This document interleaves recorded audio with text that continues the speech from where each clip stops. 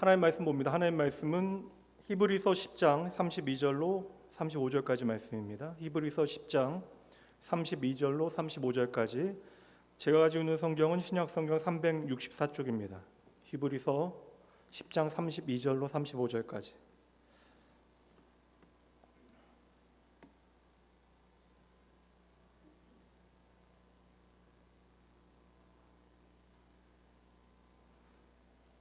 말씀 봉독합니다. 전날에 너희가 빚을 받은 후에 고난의 큰 싸움을 견디어낸 것을 생각하라. 혹은 비방과 환난으로서 사람에게 구경거리가 되고 혹은 이런 형편에 있는 자들과 사귀는 자가 되었으니 너희가 갇힌 자를 동정하고 너희 소유를 빼앗기는 것도 기쁘게 당한 것은 더 낫고 영구한 소유가 있는 줄 알미라. 그러므로 너희 담대함을 버리지 말라. 이것이 큰 상을 얻게 하느니라. 아멘. 오늘 히브리서 28번째 시간이고요. 오늘 10장 32절로 35절까지 말씀 함께 나누도록 합니다. 제목 한번 함께 읽어봅니다. 고난 중에 예수가 답이 되게 하라. 아멘. 오늘 낙원교회도 중요한 날이기도 했지만 담임 목회자인 저에게도 참 감사한 주일이었습니다. 1년 넘게 기도원도 2번이나 들어가서 그런 거 모르고 살았는데 기도해왔던 일을 은혜 가운데 이제 첫 시작이긴 하지만 잘 이렇게 마무리해서 감사하고요. 그리고 이를 위하여 함께 한 마음으로 기도하고 수고해 준 성도 여러분들께도 감사드립니다.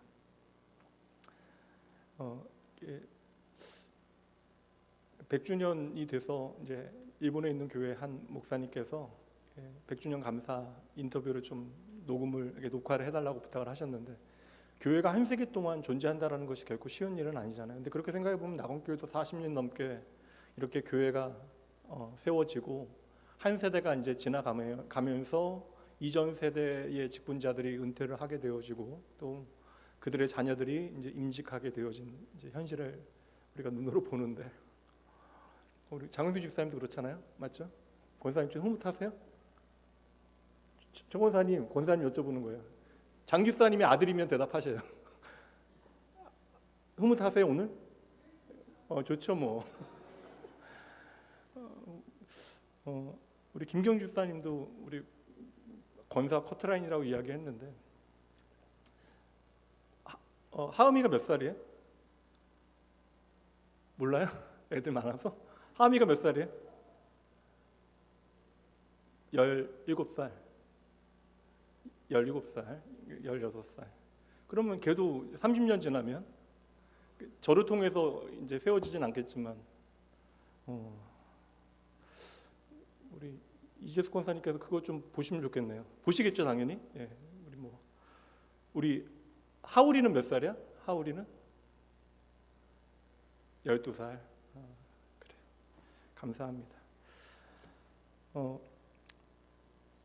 할 얘기는 많지만 앞으로 계속 나누도록 하고요. 오늘 사실 좀 저도 이게 좀 죄송하면 되네요 이게. 이게 여러분들은 그래도 어젯밤 괜찮으셨잖아요. 저는 잠도 좀 안 오고 이제 좀 집에 가서 편히 자려고 했는데 또 이제 또 며칠 또 소양이로 비워야 돼서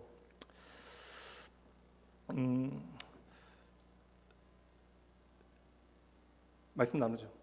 그리고 다른 이야기들은 나중에 또 하도록 하겠습니다. 이게 사실 이렇게 감사한 것도 너무 많지만 또 아쉬운 것도 있고, 근데 우리가 그런 것들 다 생각하면서 감사함 가운데 잘 하나하나 풀어 가야죠. 낙원교회도 40년이 넘어가는 교회니까 믿음의 아름다운 좀 이야기들이 우리 안에 차곡차곡 좀 쌓여야 되고, 또 지나간 선배들의 삶의 이야기들이 우리의 삶의 감사의 고백으로 남아야 할 듯합니다.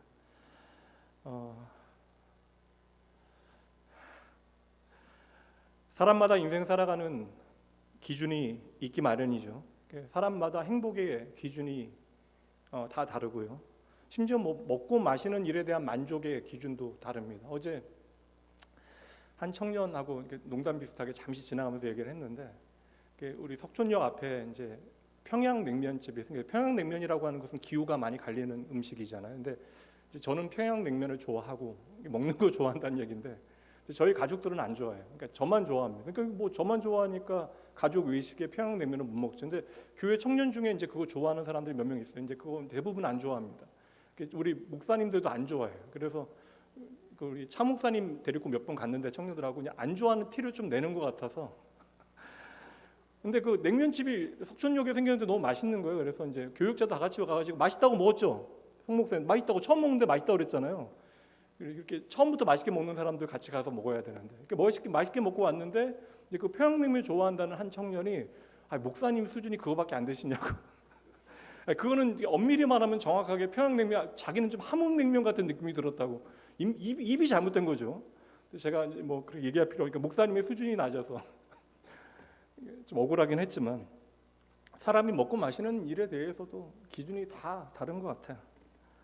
뭐 부모 자식 간에도 이게 성적에 대한 만족의 기준이 다르죠.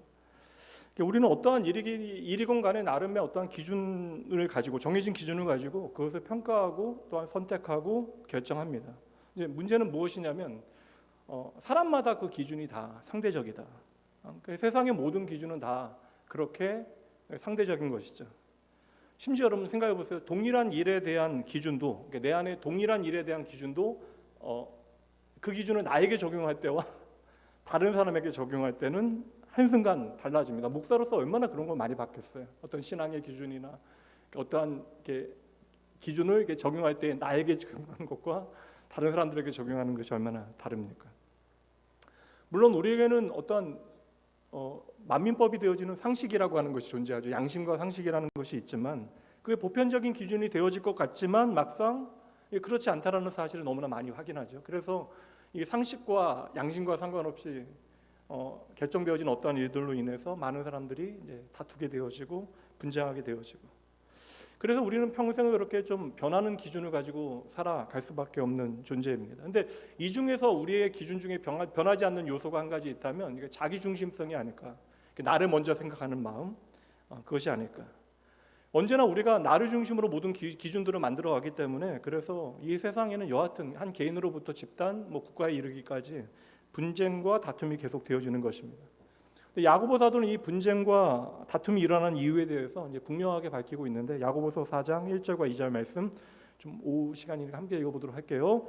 너희 중에 싸움이 어디로부터 다툼이 어디로부터 나느냐? 너희 지체 중에서 싸우는 정욕으로부터 나는 것이 아니냐? 너희는 욕심을 내어도 얻지 못하여 살인하며 시기하여도 능히 취하지 못함으로 다투고 싸운다. 그러니까 우리가 다투고 싸우는 이유는 말씀이 뭐라고 이야기해요? 하나님께서 뭐라고 분석하십니까? 너희의 욕심과 정욕 때문이다. 그러니까 욕심과 정욕이라고 하는 것은 나를 먼저 생각하는 자기 중심성이잖아요. 그러니까 모든 기준이 내가 중심이 되어지는 것이 바로 죄의 본성이다. 이게 성경이 말하고 있는 정의입니다. 그래서 여러분 분명히 아셔야 되는 것은 자기 중심성이 너무나 강한 사람들은 하나님 앞에 가까이 나가기가 참 쉽지 않다. 그러니까 자기를 너무 사랑하는 사람은 하나님 앞에 가까이 나아가기가 참 쉽지 않습니다. 시편 34편 18절 말씀 함께 읽습니다. 여호와는 마음이 상한 자를 가까이 하시고 충심으로 통회하는 자를 구원하시는도다. 이 회개에 대해서도 여러분 잘 보세요. 회개에 대해서도 하나님의 기준과 나의 기준이 달라요. 그러니까 이게 회개를 해야 하나라고 하는 생각도 하나님 앞에서 하나님의 기준을 통하여 우리가 점검하지 아니하고 내가 나를 비춰보게 되어지죠. 그러다 보니까 늘상 드리는 말이지만 나는 좀 괜찮은 죄인처럼 여겨지는 거예요. 그러니까 제 삶의 가장 철저한 하나님 앞에 회개가 일어났던 순간을 생각해 보니까 30대가 넘어서거든요. 그러니까 생각해 보니까 이게 내 안에 선한 것이 하나도 없다라는 사실을 하나님의 기준을 통하여 깨닫게 되어져야 우리가 하나님 앞에 제대로 회개하고 돌아가는 발걸음이 시작되어진다는 것입니다.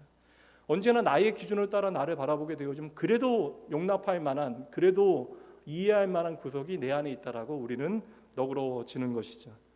근데 신앙생활이라고 하는 건 믿음이 우리의 삶의 이야기가 되어질 때 신앙이 되어지는 것인데, 이 신앙생활이라고 하는 것은 결국 내 기준을 가지고 살아가는 것이 아니에요. 그러니 하나님께서 내게 제시하시는 기준을 따라 살아가는 것, 이게 바로 신앙입니다. 그러니까 열심히 하나님의 기준이 무엇인가를 우리는 배워야 하는 것이고, 그 기준을 우리의 머리에 담고 가슴에 담으면 그것은 내 삶에 살아내기 위해서 우리는 애써 힘을 써야 하는 것입니다.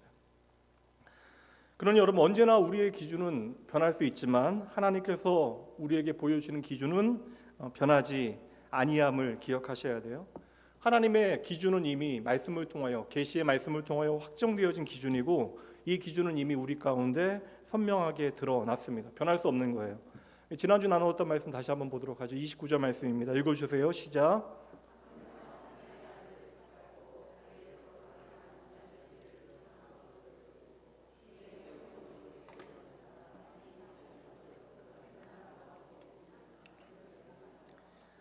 저는 그래서 이게 사람에게만 주어진 힘이 생각하는 힘이라면, 거듭난 저와 여러분이 말씀을 통해서 과연 우리가 어찌 살아야 되는가에 대해서 거듭 생각하고 거듭 생각하는 일은 신앙의 삶 가운데 계속되어져야 한다. 다른 사람들이 나를 인정해 주는 건 내가 나를 인정하는 것과 상관없이 그 하나님의 기준을 통하여 우리의 삶을 계속해서 쳐서 복종시키는 일이 있어야 인간의 변하지 않는 본성, 자기 중심성을 우리가 내려놓고 하나님께로 한 걸음 한 걸음 나아갈 수 있게 되어지는 것이죠. 하나님께서는 이미 우리 안에 오래전부터, 창세 전부터 예수 그리스도라고 하는 기준을 확정하셨다라는 거예요. 근데 이 기준을 하나님 혼자 알고 계시다가 누구 한 명 걸리기만 하면 내가 제대로 한번 혼쭐 내겠다 벼르고 계시는 것이 아니라 이미 이 기준을, 하나님의 이 판단의 기준, 심판의 기준을 밝히 보여 주셨다라는 것이죠. 하나님은 이것을 이 땅에 언약이라고 하는 방식을 통하여 우리에게 드러내 보여주신 거예요. 그래서 우리가 성경을 구약, 옛 언약, 신약, 새 언약이라고 말씀하는 겁니다. 성경의 모든 기록이 하나님의 기준을 우리에게 밝히는 하나님의 방식이 되어지는 거예요.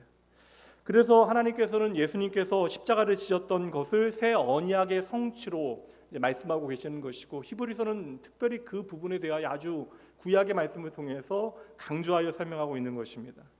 29절 말씀에 보면 예수님께서 그 십자가에서 흘리신 언약의 피를 부정한 것으로 여기고 그것을 무시하는 사람들이 있다면 이건 너희들이 무지한 것으로 끝나는 것이 아니다. 이미 하나님께서 우리에게 밝히 보이셨는데 너희가 그것을 무시한다면, 외면한다면 나는 그 기준을 가지고 너희를 판단하겠다, 심판하겠다라고 하나님께서는 작정하신 것이죠. 그러니까 여러분, 여기에는 어떠한 예외가 없다는 사실을 아셔야 돼요. 그래서 하나님을 경외하는 사람들은 두렵고 떨림으로 우리의 삶을 좀 잘 살피고 고민하는 삶의 이야기들이 있어야 한다는 거예요. 여기는 어떠한 예외도 없습니다. 하나님은 결코 변하지 않는 기준으로 한치의 오차도 없이 언약의 피를 믿는 당신의 백성들을 생명의 자리로 들어가게 하신 거예요. 그래서 하나님을 떠난 인류를, 그러니까 인간이 하나님을 떠났기 때문에 하나님께서 갑자기 임시 방편으로 인간을 구원할 수 있는 길로 예수 그리스도를 보내시고 우리를 구원하시기로 마음먹으신 것이 아니라, 인간을 창조하시기 전에 이 모든 인간의 선택과 가능성을 다하시고 하나님께서 우리를 구원하시기로 작정하시고 예수 그리스도를 보내시고 그분의 보혈을 통하여 영원한 생명과 멸망의 기준이 되게 하신 거예요. 그래서 히브리서는 하나님의 기준이 바로 예수 그리스도의 언약의 피를 통하여 확정되어졌다라고 선포하고, 이제 이 진리를 너희들의 삶의 자리에 중심에 두고 우리가 어떠한 삶을 살아가야 하는지 너희는 생각하고 또 생각하라. 이것에 대해서 계속해서 우리에게 설명해 주고 있는 것이에요. 그래서 오늘 말씀 이제 보세요. 32절 말씀 오늘은 좀 함께 읽어보도록 하죠. 시작. 전날에 너희가 빚을 받은 후에 고난의 큰 싸움을 견디어낸 것을 생각하라. 여기서 빚을 받았다라고 하는 것은 이제 빚이 비추어진 것이죠. 빚이 이제 비추어졌기 때문에 빚을 받은 거예요. 이 빚을 받았다라고 하는 것은 우리가 예수를 나의 생명으로 믿게 되어진 것을 의미하는 것입니다.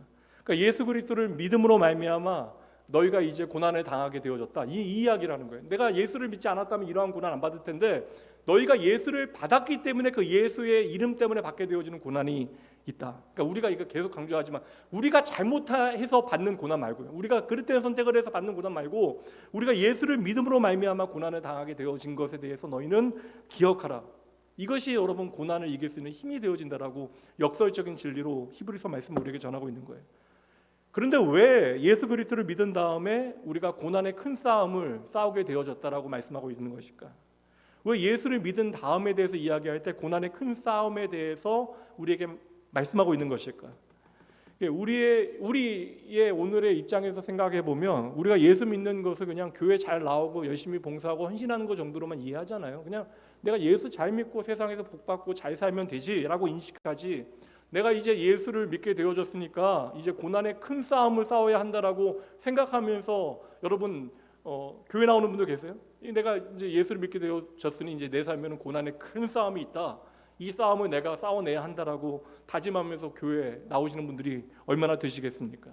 근데 오늘 히브리서가 기록되어질 그 당시, 그러니까 이 히브리서를 처음 읽게 되어질 이제 유대교를 떠나 예수 그리스도를 믿게 되어진 초기 그리스도인들에게는 예수를 믿는다라고 하는 것은 너무나 심각한 이제 상태에 들어가게 되어지는 거예요. 유대인들에게 예수라고 하는 존재는 어떠한 존재예요? 오늘까지도 예수라고 하는 존재는 그들에게 의미 있는 존재가 아닙니다. 맞죠? 그냥 단순히 자아도취에 빠진 그냥 선지자들 가운데 하나 정도로 이제 유대인들은 아마 받아들일 거예요. 그래서 이제 유대인들의 입장에 생각하면 예수 그리스도를 믿고 그 부활을 증거한다라고 하는 것은 이제 민족적으로 국가적으로 막아야 되는 중요한 이슈가 되어졌던 거예요. 그래서 로마의 정책도 참으로 신기한데 유대교에 대해서는 상당히 유화 정책을 펼치는 데 반해서 기독교는 그렇게까지 핍박한 이유가 무엇일까에 대해서도 우리가 이러한 것들을 통해 이러한 관계 역학을 통해서도 우리가 살펴볼 수 있는 거예요. 당시에 내가 예수를 믿는다라고 하는 것은 우리가 이제 오늘로 표현하면 교회 나오고 예수 믿고 교회 나온다라고 하는 것은 곧 나의 정체성을 부정하는 일입니다. 왜냐하면 유대교를 버리는 일이 되어지는 거예요. 지금까지 나를 지탱해 왔던 나의 어떠한 울타리를 떠나는 것을 의미하는 것입니다. 그러니 당시의 사람들에게 예수를 믿는다라고 하는 것은 실제적으로 엄청난 고난을 각오하는 일이 되어졌던 것이죠.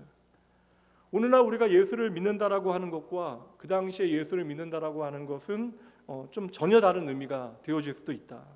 그러니까 예수를 믿음으로 인하여 그들은 자신들의 삶에 예상하지 않았던 고난을 맞닥뜨리게 되어진 것이에요. 그냥 사람들에게 예수 믿는다라고 뭐 비웃음 당하거나 따돌림 당하는 정도가 아니라 신체적인 고통을 감당해야 됐고요, 재산상의 손실을 감수해야 됐고, 심지어 내 삶의 모든 어떠한 근거가 끊어질 수 있는 현실에 그들은 직면하게 되어졌다. 예수를 믿음으로 말미암아.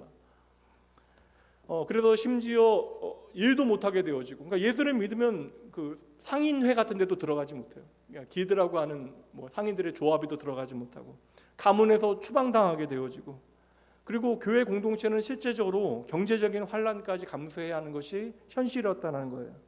그리고 오늘 본문의 말씀 32절의 고난의 큰 싸움이라고 하는 것은 이러한 실제적인 삶의 형편을 그대로 담아내고 있는 것이다. 그래서 당시에 정말 예수를 제대로 믿는다라고 하는 거, 이거 정말 어려운 선택이 되어질 수 있는 거예요. 33절 말씀 보세요. 그래서 그것이 고난의 큰 싸움이 무엇인가에 대해서 이제 히브리서는 말씀하고 있습니다. 혹은 비방과 환란으로서 사람에게 구경거리가 되고, 혹은 이런 형편에 있는 자들과 사귀는 자가 되었으니, 그러니까 실제로 비방과 환란 가운데 사람들의 구경거리가, 망하는 것을 보여주는 구경거리가 되어지거나 이러한 형편에 있는 사람들과 함께 서 있는 사귀는 자가 되어지는 것이 그리스도인이 싸워내야 되는 큰 싸움이었다. 당시의 그리스도인들은 유대 사회로부터 이단으로 낙인찍혀서 소외당하는 것뿐만 아니라 심지어 추방당하는 것들이 그리스도인들의 실제적인 삶의 지경이었다는 거예요. 이제 이때로부터 같은 동족으로부터 버림받고 심지어 로마의 핍박으로부터 기독교회는 엄청난 고난을 당하게 되어집니다.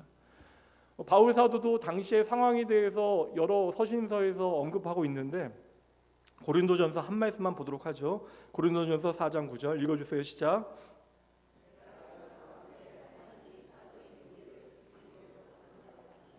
끄트머리에 두셨음에 우리는 세계 곳 천사와 사람에게 구경거리가 되었노라. 특별히 여러분, 이거 헬라 지역에 세워진 교회들은 좀 나았는데, 왜냐하면 그들을 향한 좀 핍박은 좀 이후에 이제 시작되어지고, 근데 예루살렘 안에서는 이제 내부로는 유대교로부터 이제 분리되어지는 일들을 통하여 이제 실제적인 고난과 핍박이 시작이 되어집니다. 그래서 예루살렘 교회 안에 내가 그리스도인으로 교인으로 신앙생활을 한다라고 하는 것은 너무나 어려운 현실이에요. 그래서 3,000명, 5,000명이 예수 믿고 돌아왔지만 또 엄청난 숫자들이 그냥 신앙을 떠나가게 되어져요. 그래서 바울 사도는 이방인 교회들을 통하여, 헬라 지역에 세워진 교회들을 통하여 여러분 아시는 대로 구제비를 모아서 예루살렘 교회, 그러니까 선교지에 막 세워진 교회가 그 선교사를 파송한 교회에 구제비를 모아서 돈을 보내야 될 형편에 이르기까지 예루살렘 교회는 참으로 어려운 지경에 처하게 되어집니다. 다시 말하면 이방인 교회들이 돕지 않으면 당장 이 예루살렘에 있는 유대인 교회가 이제 존재하기가 어려운 지경에 처하게 되어진 거예요. 그래서 사도행전 말씀에 보면 여러분 예루살렘 교회 안에서 서로 어떻게 됐어요? 성령의 역사하심을 통해서 재산을 팔아 서로 구제했다, 유무상통했다. 이거 여러분 예수 그리스도를 믿음으로 말미암아 많은 교인들이요 실제적인 어려움을 경험하게 되어진 거예요. 그러기 때문에 당장의 필요를 채우는 어떠한 필연적인 사역이 필요했던 거예요. 그냥 예수를 믿어서 내가 먹고 사는데 문제가 생기는 이들이 생존에 문제가 생기기 시작하니까 서로를 돌아보는 이들은 교회 안에 아주 필연적인 중요한 사역이 되어졌던 것입니다. 오늘 그래서 본문의 말씀 보면 34절 말씀이요, 읽어봅니다. 너희가 갇힌 자를 동정하고 너희 소유를 빼앗기는 것도 기쁘게 당한 것은 더 낫고 영구한 소유가 있는 줄 알미라. 근데 이렇게 실제하는 모든 고난, 이 모든 어려움 가운데 결코 실망하거나 좌절하지 아니하는 것은 이것은 우리의 어떠한 믿음이나 어떠한 우리의 능력, 우리의 용기, 우리의 힘이 아니라는 거예요. 오늘 계속해서 이야기하는 것. 이거 설명하기 위해서 히브리서는 이 언약이라고 하는 개념을 통해서 예수 그리스도의 피에 대하여 대제사장 되신 예수 그리스도의 피 흘림에 대해서 우리에게 말씀하고 있는 것이죠. 오늘 우리가 고난을 견디는 것은 나중에 영원한 상급과 기업이 있을 것이라고 하는 막연한 기대감으로 오늘을 우리가 이겨내고 있는 것이 아니다. 다시 이 말씀 우리가 볼 필요가 있어요. 오늘 말씀의 큰 고난이 무엇인지를 이해할 수 있는 중요한 말씀이 있습니다. 10장 19절 말씀 읽습니다. 그러므로 형제들아 우리가 예수의 피를 힘입어 성소에 들어갈 담력을 얻었다. 우리 안에 큰 고난이 있는데 그 고난을 이겨낼 수 있는 담력이 있다. 이것은 우리에게 예수의 피로 우리에게 주어지는 것이다. 그리고 예수의 피로 우리의 존재를 정의하죠. 무엇이라고요? 형제이다. 우리가 예수의 피로 말미암아 이미 형제가 되어졌다는 거예요. 그리고 이 관계는 영원한 관계이다. 그래서 우리가 절대 끊을 수 없을 것처럼 보여지는 혈연이라고 하는 관계조차도 뛰어넘는 것이 바로 이 영원한 예수 그리스도의 피로 말미암은 그런 관계이다. 그래서 방금 전에 34절 말씀에 갇힌 자를 동정했다라고 하는 것은 여러분 비유가 아닙니다. 그러니까 문자 그대로예요. 정말 갇혀있는 자, 예수를 믿는 것 때문에 고통당하고 갇혀있는 자들의 고난에 그들이 함께했다라는 거예요. 왜요? 왜 이 일을 해야 합니까? 이것이 나의 형제의 고통이에요. 이것이 나의 지체, 그러니까 나의 몸의 고통과 같은 것이기 때문에 이 고난에 함께 동참하였다. 이미 일부 교인들은, 성도들은 옥에 갇히는 것이 현실이 되어진 상황. 그러니까 바울 사도도 이미 이때 여러분 이리저리 복음 전하다가 교회 세우면서 매맞는 일들 그냥 계속해서 벌어져요. 그래서 심지어 바울 사도의 사역 현장에 계속해서 쫓아다니는, 저는 이러면 정말 사역 못할 것 같거든요. 이렇게 지독하게 쫓아다니면서 사역 방해하는 사람 있고 힘들게 만들면 이거 얼마나 힘들겠어요, 사역에. 그런 동족 유대인에게서 40에서 하나 감한매를 5번이나 맞았대요. 로마 정부에게도 로마 당국의 손에 태장을 3번이나 당하게 되어집니다. 고린도후서에 그 말씀 11장에 나와요. 이처럼 사회적으로 유죄 선고를 받는 거예요. 예수를 믿는다라고 하는 건. 그러니까 불명예를 당하게 되어지는 것입니다. 이제 그럼 여러분 생각해 보세요. 그러한 자들의 명예를 지켜주고 필요한 것을 제공해주고 그들의 곁에 서게 되어진다면 그 사람과 비슷한 고난, 이게 보이잖아요, 뻔히. 그 사람이 당하고 있는 고난을 나도 당할 수 있는 위험이 충분히 있는 것이죠. 그러나 여러분 이게 잘 보셔야 되는데 당시에 옥에 갇힌 형제들을 돌보는 일은 그냥 불쌍한 사람 돕고 그들을 구제하는 일로 끝나는 것이 아니라 이게 복음의 가치이다. 바로 자기를 비워 종의 형체를 가지사 사람과 같이 되신 예수 그리스도의 십자가의 정신의 실체, 그 리얼리티가 바로 옥에 있는 형제들을 돌보는 일이에요. 그들의 편에 함께 서주는 것입니다. 예수를 믿는 것 자체가 고난의 큰 싸움을 싸워내야 하는 시대였던 거예요. 그래서 우리는 이 말씀도 다시 한번 봐야 될 필요가 있어요. 히브리서 우리가 앞에서 이제 기억도 나지 않는 시간에 나누었던 말씀인데 히브리서 4장 15절 말씀 봅니다. 시작.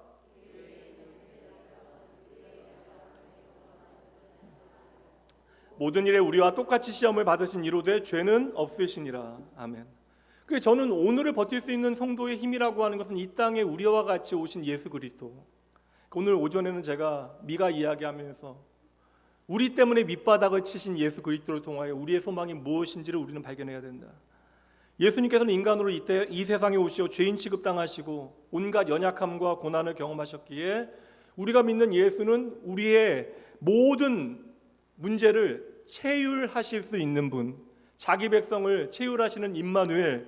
그래서 다음 이어지는 16절 말씀, 그래서 이 말씀이 이어지는 거예요. 그러므로 우리는 긍휼하심을 받고 때를 따라 돕는 은혜를 얻기 위하여 은혜의 보좌 앞에 담대히 나아갈 것이니라. 아멘.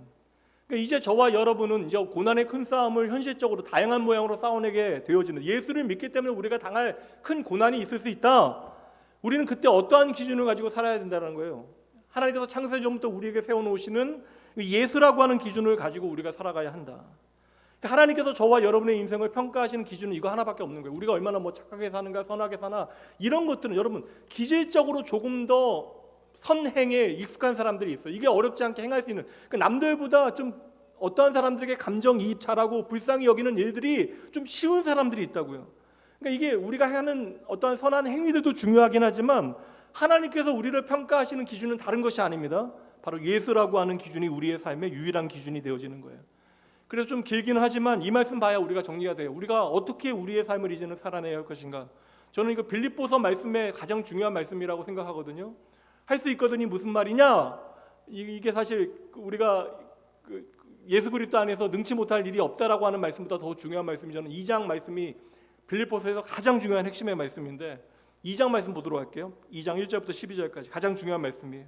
우리가 담대히 은혜의 보좌 앞으로 나아갈 수 있는 이유, 우리가 모든 일을 예수 그리스도 안에서 감당할 수 있는 이유, 이것입니다. 보세요. 그러므로 그리스도 안에 모든 권면이나 사랑의 모든 위로나 성령의 무슨 교제나 긍휼이나 자비가 있거든 마음을 같이하여 같은 사랑을 가지고 뜻을 합하며 한 마음을 품어 아무 일에든지 다툼이나 허영으로 하지 말고 오직 겸손한 마음으로 각각 자기보다 남을 낮게 여기고 각각 자기 일을 돌아볼 뿐더러 또한 각각 다른 사람들의 일을 돌보아 나의 기쁨을 충만하게 하라. 이거 윤리적인 명령이면 우리가 절대 하지 못하는 일.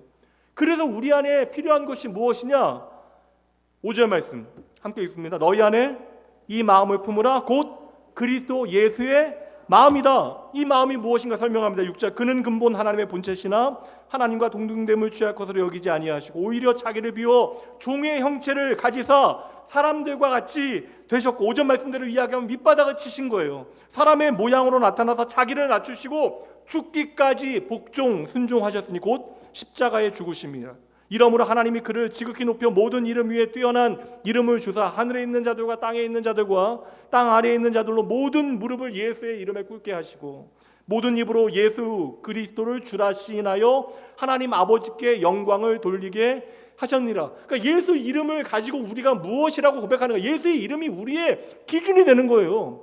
우리의 삶에 진짜 하나님께 영광이 되어지는 것은 예수 그리스도를 우리가 어떻게 바라보느냐, 그분을 어떻게 내가 오늘 믿고 있느냐.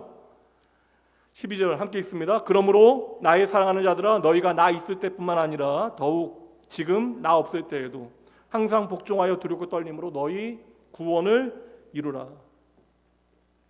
이제 우리가 예수라고 하는 기준을 가지고 어떻게 우리의 인생을 살아가야 하는가에 대한 너무나 명확한 말씀이에요. 이게 부정하지 못할 말씀. 저는 정말 예수를 믿는 이 삶이 무엇인가를 말씀이 너무나 분명하게 보여주고 있는데, 그렇다면 우리의 삶을 통해서 우리가 살아내야 되는 하나님의 영광이 무엇인가 아셔야죠. 여러분 물론 저도 낙원교회 목사니까 여러분들 낙원교회 성도들이 솔직히 말씀드리면 성신교회 성도들보다 잘 먹고 잘 살면 좋겠어요. 어려운 일이 좀 없으면 좋겠어요. 아픈 사람 없으면 좋겠고 고난당하는 분들 없으면 좋겠습니다. 근데 우리의 삶에 진짜 예수로 말미암아 주어지는 영광이 무엇인지를 우리가 알아야죠.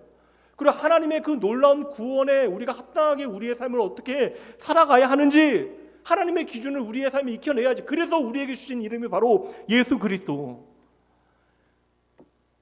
그래서 여러분 오늘 임직 전에 나누었던 말씀을 통해서도 설명드렸지만 지체의 원리는 주의 핏값으로 세워진 주의 교회의 원리가 되어져야 합니다.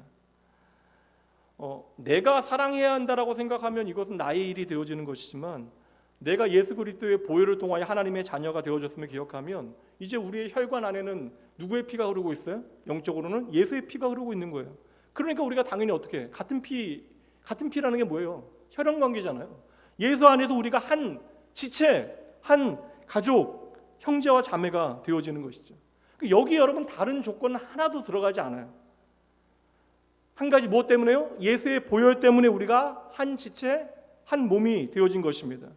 그렇게 우리는 예수 그리스도의 보혈 때문에 하나님의 집으로 함께 오늘도 지어져 가는 거예요. 나만 잘 지어져 가는 것은 말도 안 돼요. 우리는 모두 함께 하나님의 집으로 함께 지어져 가고 있는 중입니다.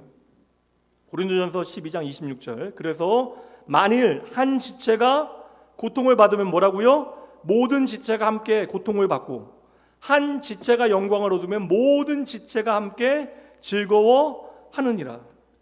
이거 여러분, 이게 너무나 당연한 원리잖아요. 내가 눈이 아파 죽겠는데, 눈은 너무나 아픈데 손이 나는 안 아프다라고.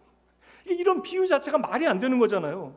한 지체가 고통을 당하면 모든 지체가 고통을 받고, 한 지체가 영광을 받으면 모든 지체가 함께 즐거워한다. 이것은 여러분 논리적으로 설명할 필요가 없는 거예요. 우리가 몸으로 익히고 있는 당연한 인생의 진리, 하나님의 창조의 원리입니다. 교회는 이 말씀을 우리의 삶을 통하여 여실히 증명해야 되는, 그래서 지체의 원리가 교회의 원리가 되어줘야 돼요. 공동체의 원리가 되어줘야 하는 것입니다. 그래서 여러분, 형제의 고난에 동참한다, 성도들의 고난에 동참한다라는 것은 단순히 어려움에 처해 있는 사람들을 불쌍히 여겨 그를 돌보는 차원이 아니라 무엇에 동참하는 거예요? 예수의 보혈에 동참하는 거예요. 주의 십자가의 고난에 동참하는 일이 되어져야 한다. 이걸 우리가 잊지 말아야 되는 거예요. 그래서 형제를 복되게 하는 것이 바로 누구를 복되게 하는 거예요? 나를 복되게 하는 거예요. 그래서 우리는 누군가를 섬기면서 나를 섬기시는 하나님을 우리는 반드시 만나야 하는 것이, 이게 자기 의로움으로 나오면 우리에게 결코 유익이 없습니다. 그래서 그 다음 말씀 27절 말씀, 너희는 그리스도의 몸이요 지체의 각 부분이라. 주의 지체 되어진 교회의 성도들을 향하여, 그래서 31절 말씀 보면, 12장 31절 말씀에 보면, 너희는 더욱 큰 은사를 사모하라. 내가 또한 가장 좋은 길을 너희에게 보이리라. 저 예전에 군대에 있을 때 계속 목회 안 하려고 했다는 얘기 계속하면 그러긴 한데, 이게 한 번이에요, 여러분. 한 번. 목사 안 하겠다라고 생각했을 그때에 제가 고린도전서 말씀, 로마서 말씀 읽으면서 너무나 많이 깨져가지고, 고린도전서 말씀 보면서 이제 교회는 선한 게 없구나, 이렇게까지 엉망이면 교회가 존재할 이유가 있는가, 그럼에도 불구하고 왜 교회가 존재하는가, 왜 교회는 여전히 그 자리에 있어야 하는가. 저는 이 말씀, 그래서 고린도전서 말씀 13장은 정말 사막에 피어나는 어떤 한 송이 정말 장미와 같이 저에게 와닿았던 말씀이거든요. 가장 좋은 길을 너희에게 보일 것이다. 여기 연계되는 말씀이 고린도전서 13장 믿음, 소망, 사랑 이야기잖아요. 이제 마찬가지 히브리서도 동일합니다. 히브리서도 새 언약의 피를 통하여 우리가 하나가 되어졌는데, 그렇다면 우리가 하나님의 교회를 어떻게 우리 인생을 살아가야 하는가? 그리고 이제 결론으로 가는 거예요. 11장에서는 뭐에 대해서 이야기해요? 믿음에 대해서 이야기하고, 12장에는 소망에 대해서 이야기하고, 13장에서는 사랑에 대해서 우리에게 설명하는 거예요. 믿음과 소망과 사랑을 구원의 실체로 살아내야 된다. 그래서 저는 그냥 고린도전서 13장 말씀 예전에 묵상하면서, 우리의 구원의 실체는 반드시 믿음과 소망과 사랑으로 이 땅 가운데 열매 맺어야 한다. 이게 여러분 성령의 열매예요. 초대교회 성도들, 우리보다 신학적인 지식이 많이 부족했습니다. 그러나 그럼에도 불구하고 복음의 가치를 그대로 살아낼 수 있는 비결이 무엇이었겠어요? 다른 거 아닙니다.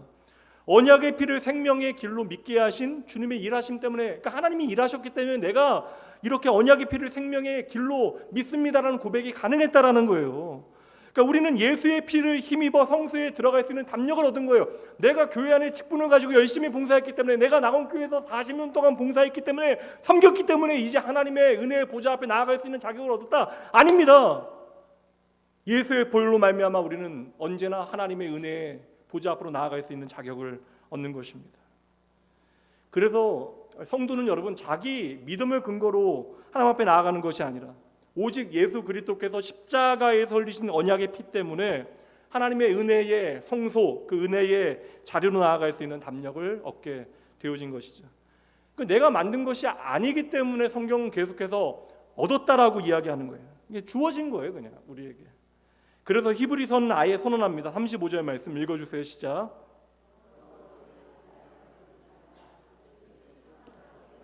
이게 다 연결되는 거잖아요. 이게 다 연결되는 거예요. 4장 말씀과 연결되어지고, 고난이 32절에 큰 고난의 싸움이 있다, 그리고 큰 상을 너희가 얻게 되어진다. 이게 다 연결되어지는 개념입니다. 우리가 여기서 이제 35절 말씀만 보면 어떤 생각해요? 우리가 열심히 살면, 노력해서 열심히 살면 그 노력에 대한 상급으로 하나님께서 상을 주시지, 히브리서 지금까지 그런 말씀 하나도 있었냐고요. 지금까지 읽으시면서 있었어요, 여러분? 이런 건 있었어요, 여러분? 그때 조셨어요? 있던 것 같아요? 여러분, 없어요. 히브리서 성경에 여러분, 우리가 노력해서 하나님의 상을 얻을 수 있다라고 하는 말씀은 단 한 번도 없습니다. 세상의 기준에 따른 상급의 개념이라고 하는 건 여러분 하나님의 나라에 없어요. 이건 제가 그냥 확신합니다. 여기서 말씀하고 있는 상이라고 하는 건 뭐예요? 세상에서 얻을 수 없는, 세상과 비할 수 없는 하나님의 영광이 바로 그 상이에요. 로마서 8장 18절 말씀이요. 생각하건대 현재의 고난은 장차 우리에게 나타날 영광과 비교할 수 없다.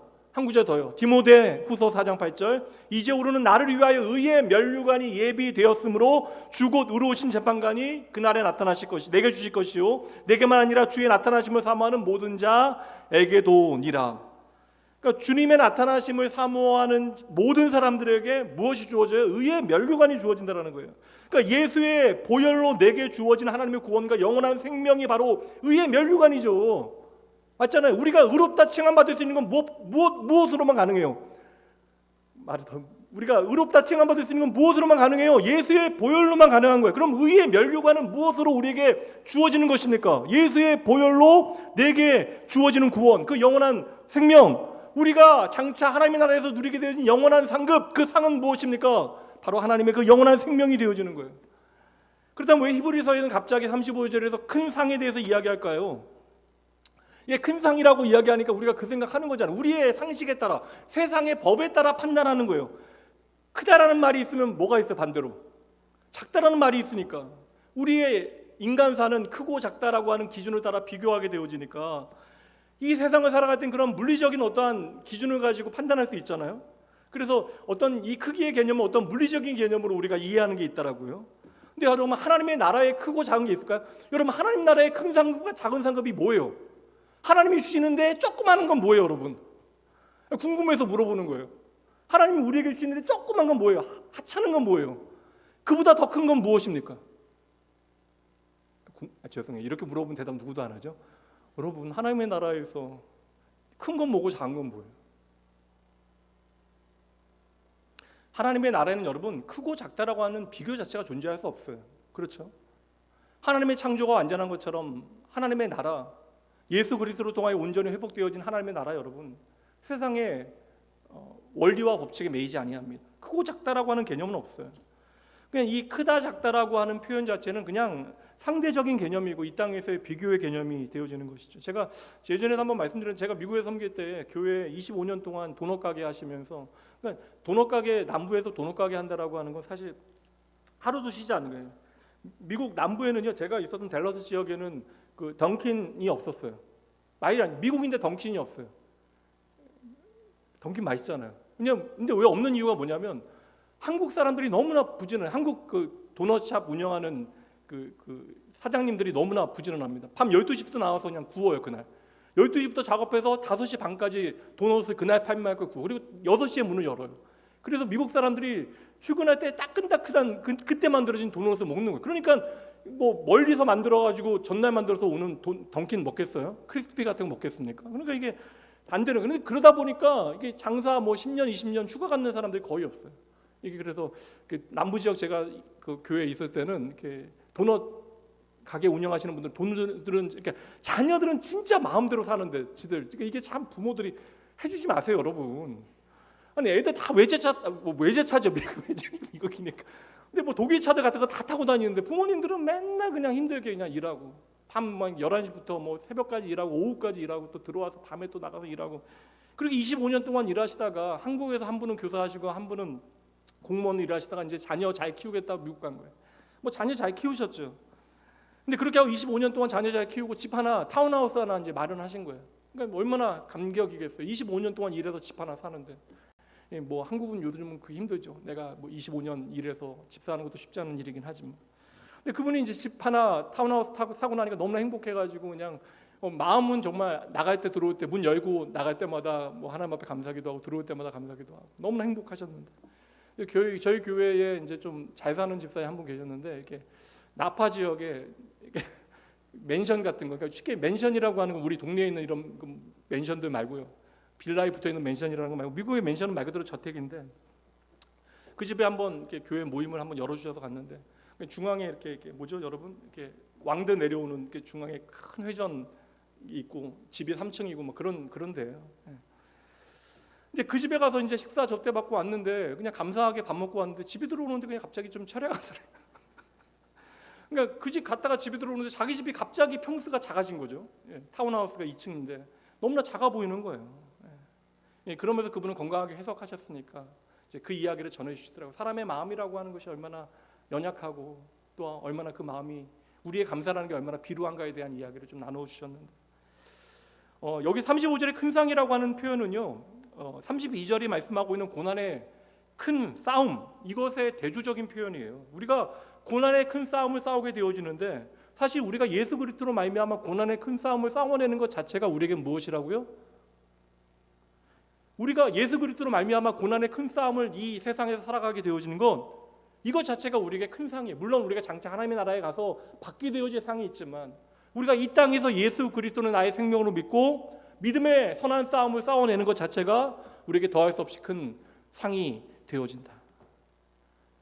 이런 얘기하면 여러분들 마음이 와닿지 않죠? 우리가 수고하는 대로 하나님 나라 가서 수고하지 않은 사람들보다 더 큰 거 내가 좀 받고 누려야지 마음이 편해지는데, 우리가 이 땅 가운데 예수님 때문에 고난받을 수 있는 것을 기꺼이 받을 수 있고 감사할 수 있으면 이것이 우리에게 주어지는 큰 상임을 믿으시기 바랍니다. 주님을 위하여 나의 인생을 살아갈 수 있다는 것이 얼마나 귀한 일이에요. 우리 임직자들 이거 기억하시고 사셔야 돼요. 주님께서 같은 말씀하십니다. 저는 이제 사실 교회 안에서 다양한 봉사의 자리에 있을 때 이거 놓치게 되어지면 결국 세상에서 일하는 것과 동일한 일들을 우리는 교회 안에서 또 행하게 되어지는 거예요. 시간 낭비입니다. 마태복음 5장 11절 12절 가장 처음에 나오는 표현이 중요합니다. 나로 말미암아 너희를 욕하고 박해하고 거짓으로 너희를 거슬려 모든 악한 말을 할 때에는 너희에게 복이 있다. 기뻐하고 즐거워하라. 그러니까 이게 장차 기뻐하고 즐거워하라는 거예요. 내가 예수 그리스도로 말미암아 억울한 일에 당하게 되어질 때 이것을 오늘 기뻐하라는 얘기입니까? 왜 이렇게 오늘 그러세요? 여러분보다 제가 더 피곤해 지금. 뭐예요 여러분? 이게 장차 내가 이게 보세요 여러분. 나로 말미암아 너희가 고난 당할 때 너희에게 이미 복이 있다. 너희가 오늘 기뻐하고 즐거워해야 된다. 하늘에서 너희의 상이 크다. 너희 전에 있었던 선지자들도 이같이 박해하였다. 이거 저는 나름 개연성에, 물론 모든 상황을 제가 헤아릴 수 없으니까 제가 생각하는 저의 개연성에 근거를 둔 해석이긴 하지만 아마도 저는 오늘 히브리서 기록한 저자가 마태복음의 이 주님의 말씀을 염두에 두고 오늘 말씀을 저는 기록했다라고 생각을 하는 거예요.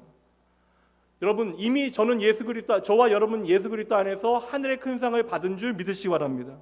이거 얼마나 놀라운 거예요. 이 땅을 살아가는 내가 하나님의 영원한 나라를 바라보며 살아갈 수 있는 것, 하늘의 큰 상을 받은 저와 여러분은 믿음으로 인하여 세상 가운데 억울한 일 당할 수 있다고, 핍박당할 수 있다고요. 때로는 넘어지기도 하고 우리가 힘들어 지치게 되어지는 순간들이 있지만 그 어떤 것이 우리를 망하게 할 수 없다. 우리를 흔들어 영원히 그 자리에 자빠지게 만들 수 없다. 그러니 우리는 이미 예수 그리스도의 보혈로 말미암아 큰 상을 받은 존재로 항상 기뻐하고 검사에 감사하는 삶을 살아갈 수 있는 줄 믿으시기 바랍니다. 그래서 35절에서 큰 상을 받은 우리에게 담대함을 버리지 말라라고 이야기했는데 이거 말씀드립니다. 여러분 계속해서 말씀드리지만 내가 여러분 어떻게 안 쫄아요? 세상 살기 너무나 힘든데. 근데 저는 정말 이걸 보고 성도님들의 삶을 보면서 목사인 저보다 믿음 좋은 분들이 너무나 많이 봐. 이 정도 어려우면, 이 정도 건강에 문제 생기고 염려 생기고 뭐 당장 그 형편에 이러한 일들이 벌어지면 목사인 저도 그분의 이야기를 들으면서 낙심하는데 본인들이 얼마나 힘들겠어요. 그럼에도 불구하고 하나님 앞에 항상 기뻐하고 범사에 감사할 수 있는 비결, 용기 내서 이 모든 시간들을 버티고 이겨낼 수 있는 비결, 그 안에서부터 자신에서부터 나오는 힘이 아니라는 것이죠. 이 담대하라는 말은 너희가 좀 마음 단단히 먹고 어떤 일이든지 좀 밀어붙여 봐라, 그러한 권면이 아닙니다. 이 담대함의 기초, 이 담대함의 근거, 우리가 계속해서 히브리서 말씀을 통하여 배우는 거예요. 이 고난이 우리에게 성장통이 되어 있는 비결. 10장 19절 그러므로 형제들아 함께 있습니다. 우리가 예수의 피를 힘입어 성소에 들어갈 담력을 얻었다. 여러분 우리의 담대함의 근거가 무엇이에요? 예수의 보혈, 예수의 피로 말미암아. 그래서 우리는 언제든지 누구 백으로요? 예수님 백으로 세상 눈치 보지 아니하고, 잠깐 볼 수는 있지만 그것에 매이지 아니하고 담대히 하나님의 은혜의 보좌 앞으로 나아갈 수 있는 것이죠. 하나님께서 그 길을 열어놓으셨다라는 거예요. 그래서 이 용기는 억지로 내가 짜내는 것이 아니라, 만들어내는 믿음이 아니라 무엇이요? 예수의 보혈에 대한 하나님의 새 언약의 성취로서의 예수의 보혈, 그 하나님의 언약에 근거한 믿음. 하나님께서 내게 누구를요? 예수 그리스도를 주셨다라고 하는 믿음. 여러분, 이거 내 자격으로 되어진 거 아니니까 여러분 중요하잖아요. 내 자격으로 얻은 거 아니잖아요. 내 자격으로 얻은 거 아니니 반대로 내 자격 때문에 여러분 빼앗길 수 있어요, 없어요?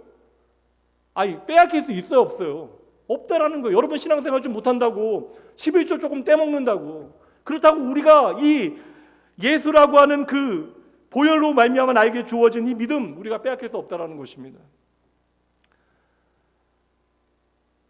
참 세상 고달프고 힘들죠. 외롭기도 합니다. 그러나 이 모든 것들은 하늘의 상, 내게 주어진 구원과 영원한 생명이라고 하는 큰 상과 비교할 수 없다는 사실, 여러분 언제나 기억하며 살아가셔야 돼요.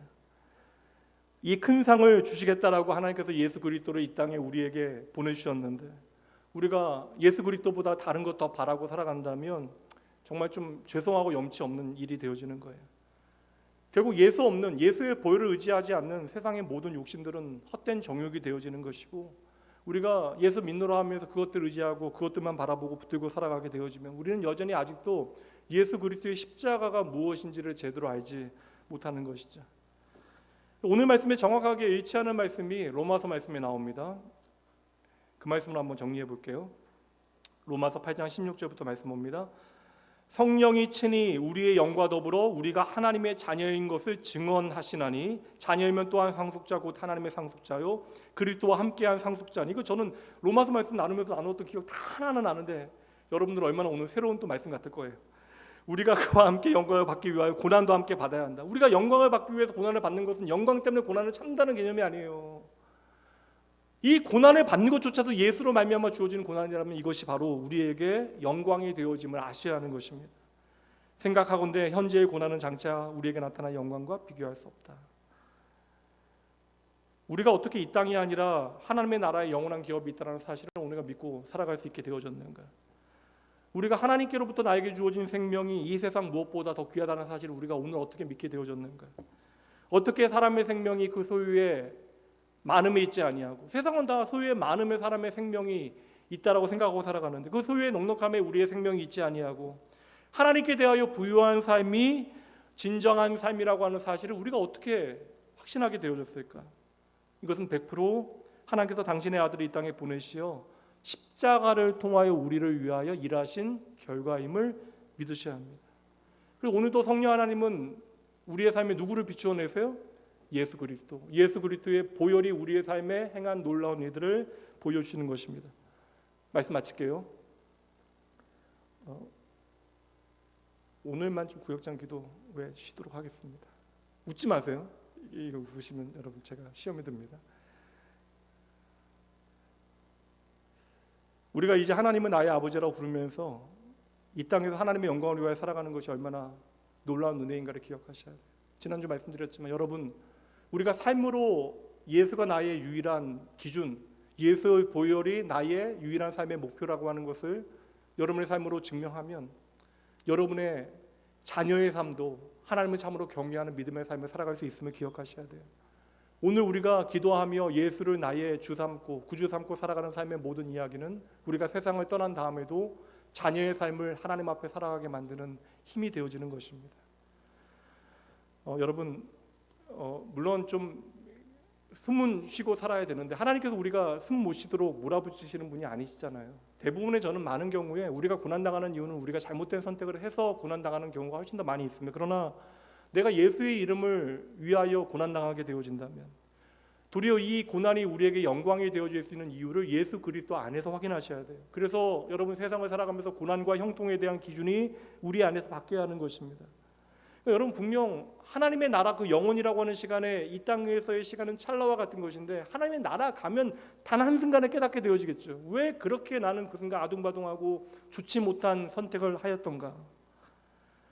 오늘 우리가 예수를 믿고 난 다음 당장 천국에 붙들려 올라가는 것이 아니라 예수를 대적하는 환경 가운데 이 땅에서 하나님의 자녀로 살아갈 수 있는 이 시간을 억울해하지 마시고 하나님의 은혜의 기회로 붙드시고 성도의 현실을 하나님의 은혜의 이야기들로 채우는 복된 여러분 되시길 주님의 이름으로 축복합니다. 세상의 어떠한 최악의 존재도 하나님의 영광을 가릴 수 없어요. 여러분 믿으시죠? 그래서 저는 사탄조차도 하나님의 역사의 도구가 되어질 수밖에 없는 것입니다. 그렇다면 세상의 어떠한 최악의 조건에서도 우리는 하나님의 영광을 위하여 살아갈 수 있음을 기억하셔야 돼요. 그러니 당장의 고난에 어려움에 여러분 좌절하지 마시고, 앞으로도 저는 제 생각에는 이 땅의 조직교회들의 어려움들은 계속되어질 것이다. 이거 우리가 잘 생각하셔야 돼요. 이러한 시대에 우리가 그냥 우리만 괜찮은 것으로 만족하지 말고, 나온교회도 빚 많은 교회이지만 그래서 형제되어진 교회들을 위하여 우리가 무엇을 해야 되는가에 대한 고민은 계속합니다.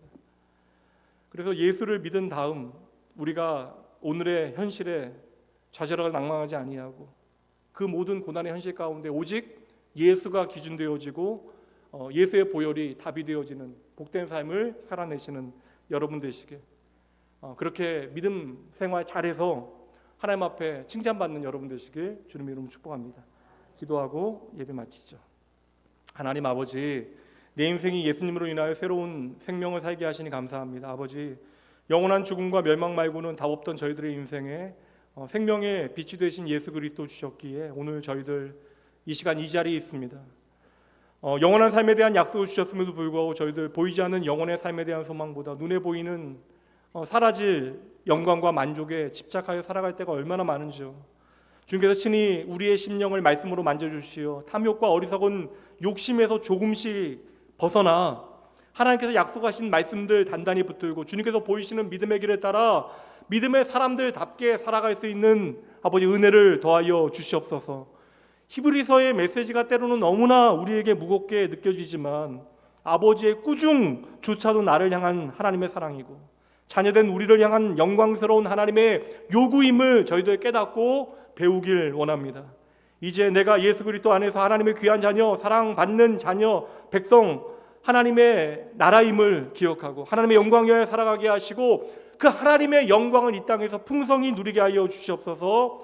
오늘 선거를 통하여 하나님의 일꾼으로 나온교회 안에 세워진 모든 아버지여 직분자들, 거룩한 하나님의 부르심 가운데 좋은 일꾼들로 자라나게 하시어 주의 몸된 교회와 교인들을 복되게 하는 섬김의 자리에 이들을 세워 주시옵소서. 주의 자녀들로 믿음으로 살아가고 믿음으로 살아내는 인생 되어질 수 있도록 오늘도 우리의 삶의 변함없는 기준과 길이 되어주신 예수 그리스도 그 이름으로 축복하며 간절히 기도합니다. 이제는 우리 주 예수 그리스도의 은혜와 하나님의 사랑하심 성령 하나님의 함께하심이 내가 예수를 믿음으로 내게 주어지는 고난의 현실을 원망하거나 부끄러워하지 아니하고 예수의 보혈로 이미 내게 주신 큰 영광 기억하고 새 언약의 성취 가운데 믿음을 살아내기로 이 한 시간 다짐하고 결단하고 작정하는 모든 하나님의 택한 백성들, 이들이 다시 은혜 가운데 살아가게 되어질 일주일, 오늘 주의 몸된 교회를 위하여 새롭게 선출되어진 모든 일꾼들을 위해 지금부터 영원까지 함께 있을지어다. 아멘. 잠시 기도하시고 여러분 평안히 돌아가세요.